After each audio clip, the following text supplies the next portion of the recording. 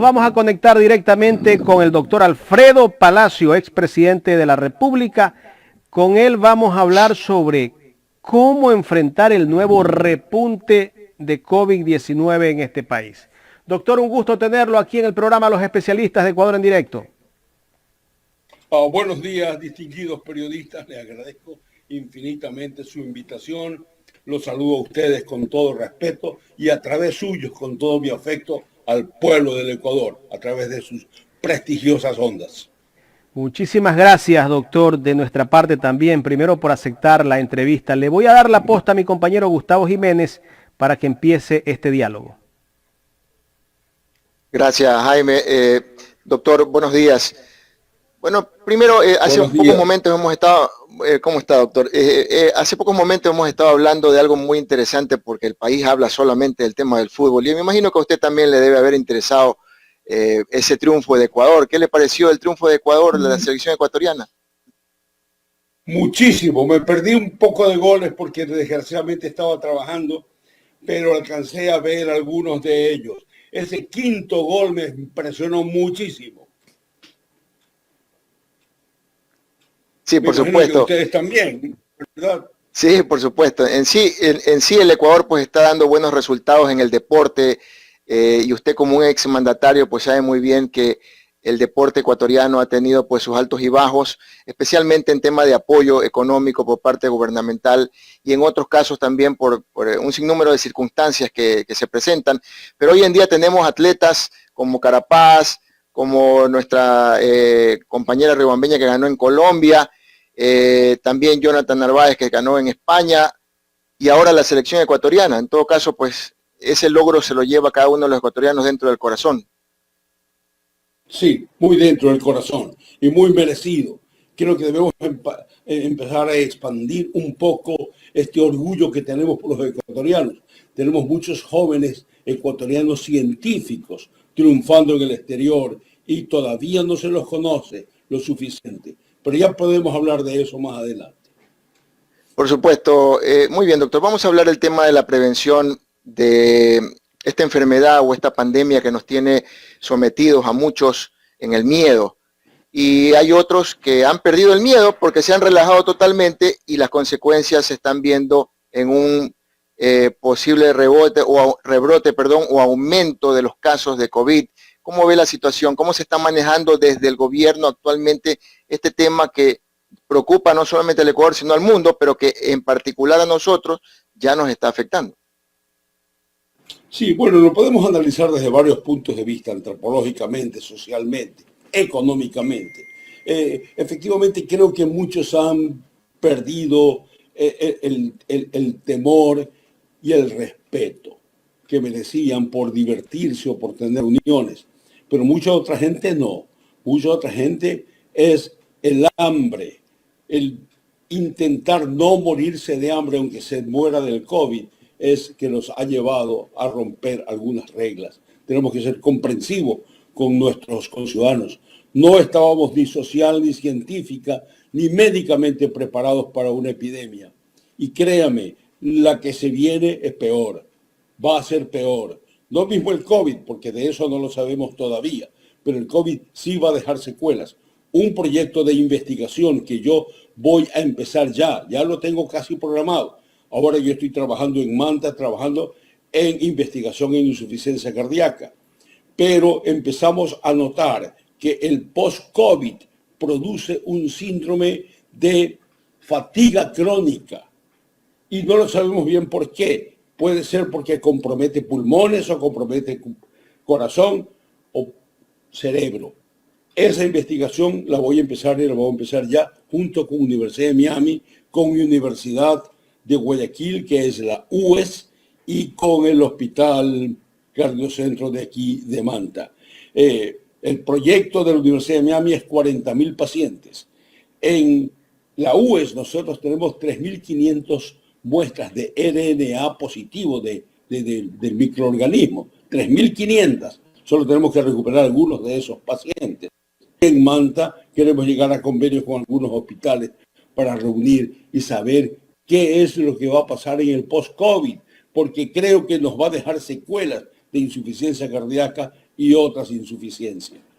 Pero el problema básicamente de tomarnos desprevenidos es que, en primer lugar, no tenemos un sistema de salud idóneo. El sistema de salud del Ecuador es obsoleto, terminó, ya no aguanta un parche más. Necesitamos cambiar el sistema. Y francamente, debo decirle que vengo preconizando el sustituto, el sistema que debe reemplazarlos, y lo vengo expresando desde hace muchos años. Eso me llevó a la política, y ahora también. En Guayaquil, el descuido central o el centralismo ocurrió que se nos llevaron el laboratorio del Ecuador, que era el Instituto Nacional de Higiene Leopoldo Izquieta Pérez, y lo partieron en dos y lo dejaron casi mutilado, casi inválido, andando con muletas o en silla de ruedas, haciendo lo que se podía, algunos médicos que siguen allí trabajando heroicamente, pero no es lo mismo. Ahora yo estoy empeñado en recuperar ese Instituto Nacional de Higiene rápidamente. Pero no solamente eso, ese es un primer paso. El siguiente paso es recuperar, por ejemplo, el hospital neumológico, que está todo destruido allá arriba en el cerro. Destruido. Y ese hospital neumológico salvó muchas epidemias de tuberculosis. En este momento habría sido muy útil en el tratamiento de las insuficiencias respiratorias. Tenemos que recuperar el hospital universitario, que pertenece a la universidad y que es el sitio donde se hacen las investigaciones clínicas. Instituto de Higiene, las investigaciones de microorganismos científicas, las clínicas en el hospital universitario. Hay que recuperarlas y que sean una verdadera red. Esto unido con un buen sistema de salud, como el AUS, y con un sistema de higiene de toda la región, el dragado de los ríos, la recuperación del estero salado, la recuperación de los manglares, el control de las canteras. No es posible que hayamos sido ecuatorianos tan faltos de visión y de neuronas para que nos hayamos dedicado a tumbar nuestras bellas colinas para rellenar nuestros saludables manglares y convertir una ciudad de cemento inhóspita. Eso no tiene perdón de Dios y eso tenemos que recuperarlo. Y para eso estoy tratando de establecer una estrategia desde el Colegio Médico. Doctor Palacios, si bien es cierto, esta pandemia nos sorprendió, o por lo menos hubo una reacción tardía por parte de las autoridades, porque ya se venían anunciando a nivel internacional cuáles eran las acciones que se estaban tomando y las alertas que venían, pero acá hubo una reacción muy tardía. Y hoy en día, en cambio, el pensamiento ha cambiado. El pensamiento es que hay que dar una inmunidad de rebaño y por eso la gente se relajó. Pero también ahora los científicos en el mundo están diciendo que esta cepa está tomando un giro diferente, que se está reimplantando como un virus más fuerte, más virulento inclusive, y que podría causar, como usted muy bien lo explicó, secuelas a largo plazo, por decirle, en temas mentales, en temas cardiológicos, en temas pulmonares. O sea, inclusive podría crear una incidencia en el sistema inmunológico y de las articulaciones, que provocaría que jóvenes de 30, 35, quizás menos, a muy corta edad, vayan a sufrir secuelas médicas o síntomas muy fuertes dentro de sus huesos, por ejemplo. Terminen como viejos prematuros. Sí, eso puede pasar. Correcto. A toda una generación. Y con las otras epidemias que se vienen. Por ejemplo, estas son las epidemias transmisibles a lo que se dedicó la Organización Mundial de la Salud y como caso. Pero tenemos otras epidemias no transmisibles. En este momento están matando más gente que las transmisibles. ¿Cuáles son esas enfermedades crónicas? Corazón, diabetes, cáncer, pulmonares. Están matando más del 50% de las muertes en el planeta. Es decir, mucho más que las transmisibles. El plan que teníamos con el Instituto de Higiene era ya abrirlo a esas nuevas enfermedades.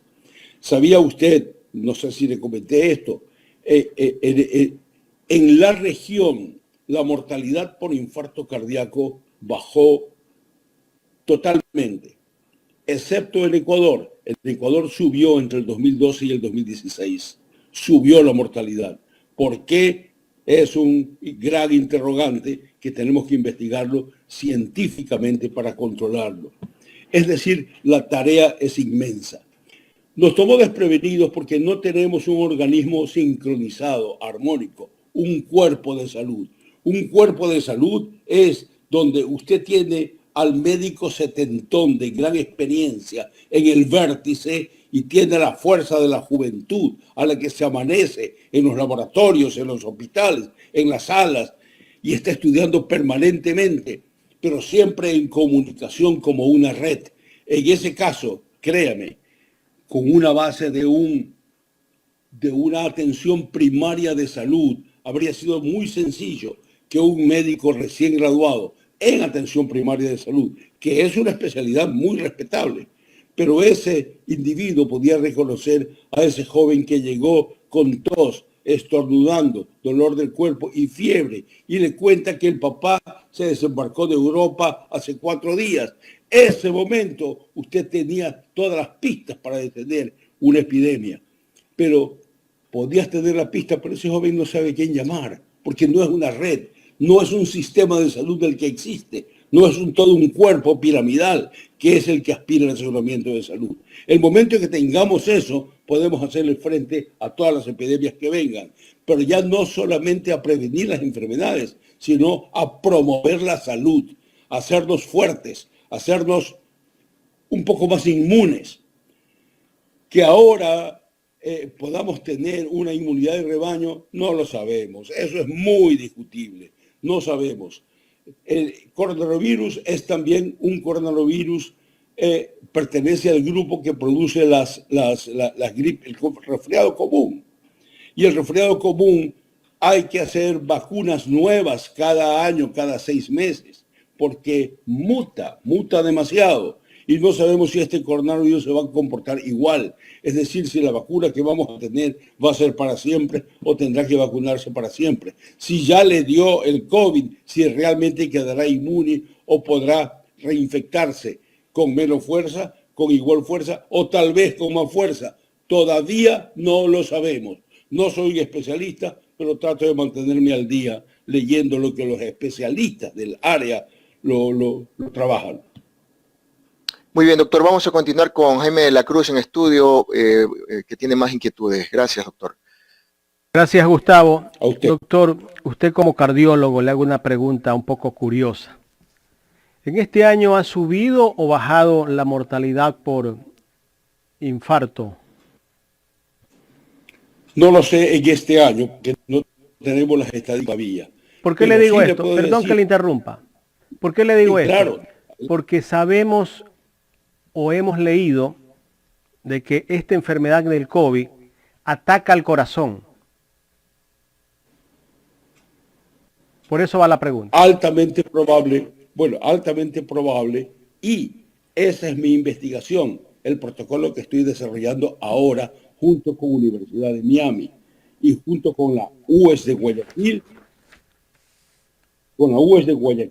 y junto con la Cardiocentro aquí en Manta. Queremos estudiar el post-COVID, que deja un síndrome de fatiga crónica y empezó a estudiarse en Estados Unidos como síndrome de fatiga crónica. Pero cabe la posibilidad de que no lo sea el compromiso del pulmón o del cerebro o del corazón. Y eso lo vamos a estudiar. Ya tenemos el protocolo listo, ya tenemos las encuestas. Como les decía, tenemos 3.500 muestras de RNA positivos en la UES. Las muestras positivas, a esos 3.500 los vamos a llamar para hacer los suficientes exámenes de sangre genéticos y de corazón y hacer exámenes de corazón, incluyendo resonancia magnética del corazón. En esos pacientes, tal vez no sean los 3.500 los que acepten, esto tiene que ser voluntario por ética profesional, pero trataremos de convencer los que vengan. Lo llamarán nuestros estudiantes con 3 cuestionarios. El primer cuestionario, saber si tiene síntomas. Segundo cuestionario, si esos síntomas pertenecen a una de estas áreas y el tercero ya a estas áreas. Esto nos va a tomar realmente algún tiempo, pero yo creo que en un año nosotros tendremos resultados acerca de esto. Vámonos a otro tema, doctor. ¿Cómo calificar el manejo de la pandemia por parte de este gobierno? Bueno, conocí un par de personas de este gobierno que me contactaron y que estaban realmente muy motivados para trabajarlo bien, pero no tenían los instrumentos adecuados, que no tienen un sistema nacional de salud adecuado. Les propuse, vamos a reemplazar la ausencia de esos instrumentos de esta manera.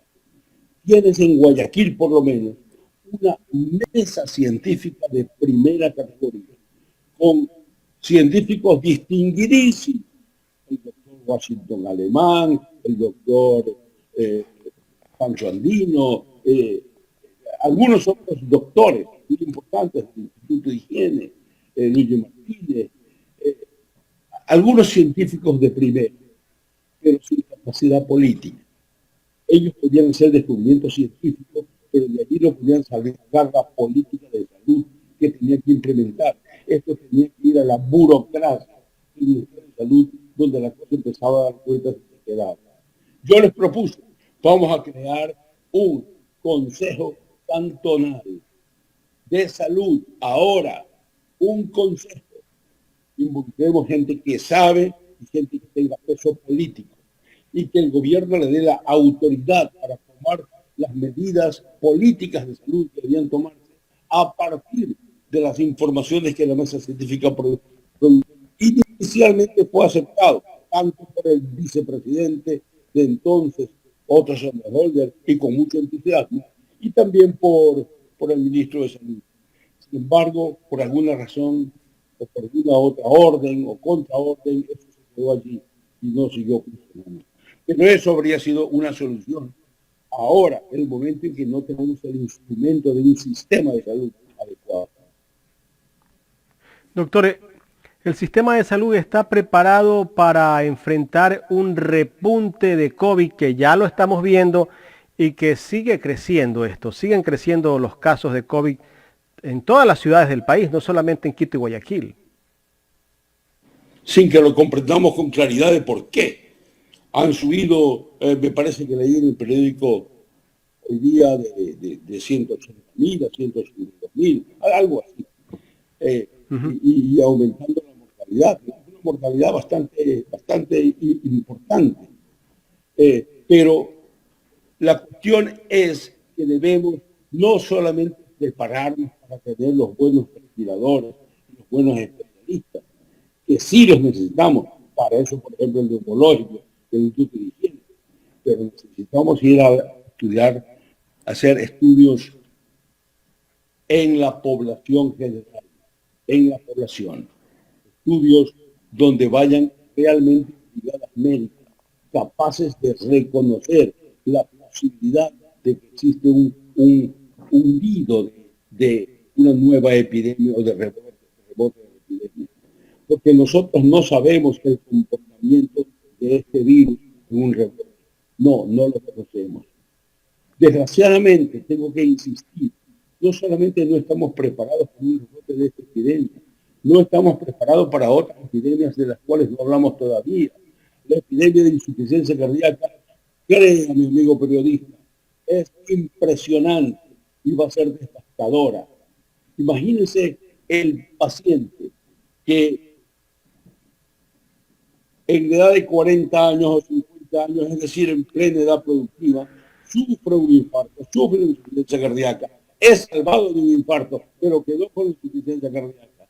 Y se quedó con insuficiencia cardíaca, tuvo que salir del sistema económico, del sistema de producción. Y por lo tanto, él va a perder una fuerza productiva importante, muy importante. Debo decirle algo, debo contarle algo de mi propia historia. ¿Qué me lleva a mí a la política? A mí me lleva a la política. Soy un ser político, no estoy afiliando a ningún político, pero soy, definiendo lo de Aristóteles, un animal político. No un político animal, que hay muchos. No, soy un animal político. Y me gusta la política. El momento en que me di cuenta que yo tenía que ser un mejor médico, tenía que ser el mejor de los médicos. Y apliqué y me puse a estudiar los exámenes de Estados Unidos, me fui a Estados Unidos, estuve 5 años en las mejores universidades haciendo mi especialidad, regresé y empecé a hacer la mejor cardiología.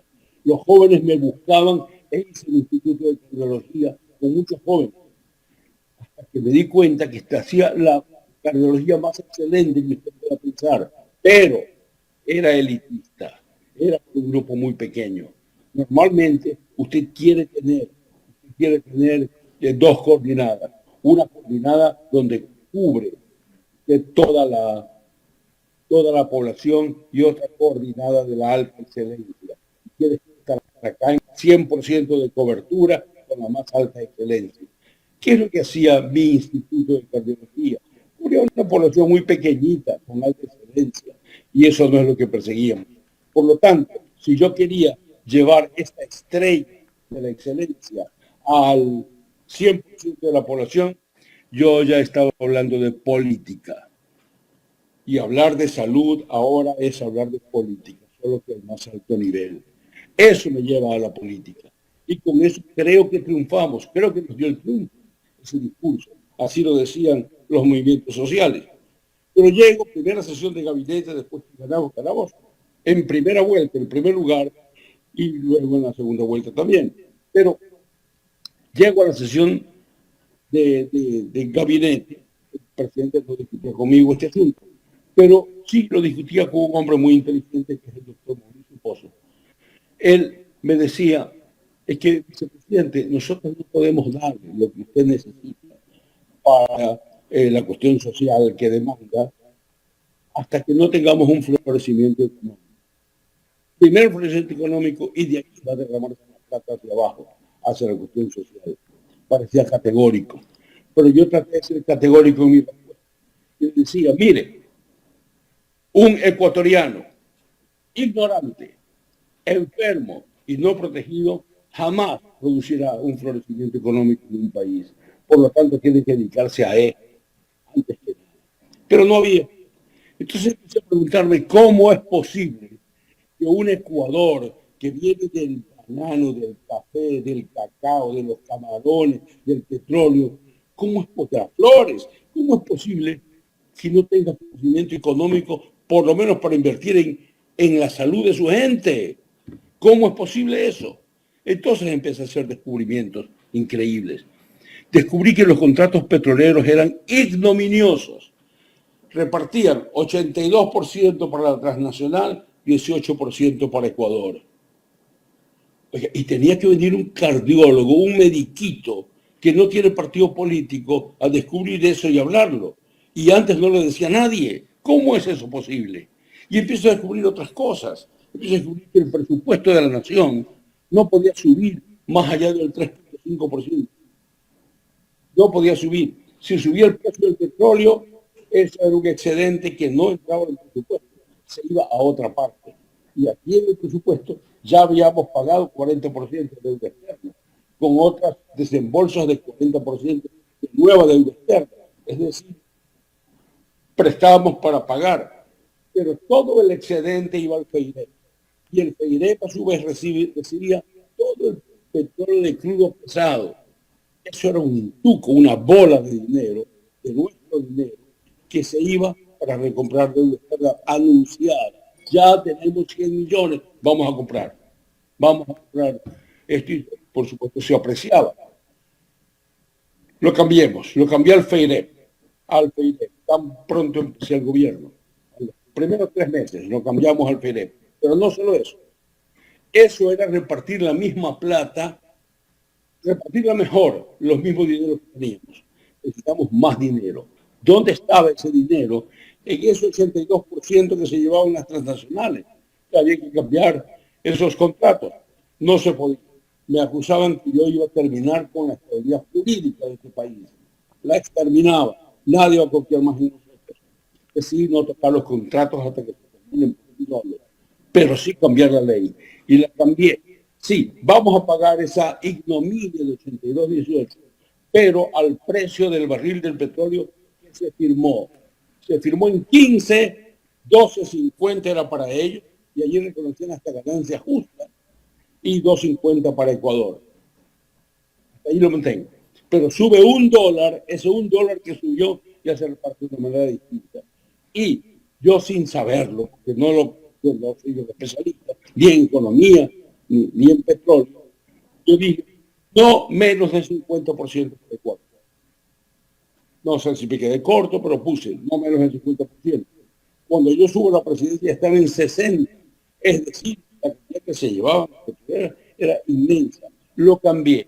El primer año, el 2006 de mayo de 2006 a diciembre de 2006, esto fue 2.000 millones. En el FAC, que eran para las emergencias, quedaron 600 millones. Por eso el siguiente gobierno empezó a gobernar con decretos de emergencia. En 3 años, 2006, 2007 y 2008, se prestaron 14.000 millones de dólares que no entraron al presupuesto, los un fideicomiso para nuevas formas de energía, para refinerías, ciencia, investigación científica, salud y educación, nada más que para eso. Desgraciadamente, el siguiente gobierno en pocos meses lo desapareció. Pero eso habría cambiado el destino del país y estuviéramos en mejores condiciones de afrontar lo que sucede. Oiga, así como estamos orgullosos de nuestros futbolistas, de nuestros deportistas, debemos estar orgullosos de algunos científicos. El momento en que yo recuperé los esposos 15 de la OXI y traje a un científico que trabajaba en Houston, ecuatoriano, se llama Raúl Ortiz San Martín. Trabajaba en Houston. Y lo traje. Inmediatamente se puso a trabajar en ese pozo vendiendo vacunas. Así hay médicos, así hay ingenieros, así hay mucha gente que puede sacar adelante nuestro país. Doctor, quiero agradecerle por habernos dado su tiempo para conversar en este espacio. Vamos a seguirlo contactando para seguir hablando de muchos temas. Será un gusto, señor periodista, y muchas gracias por invitarme. Gracias al doctor Alfredo Palacio, expresidente de la República, que estuvo aquí en el programa Los Especialistas.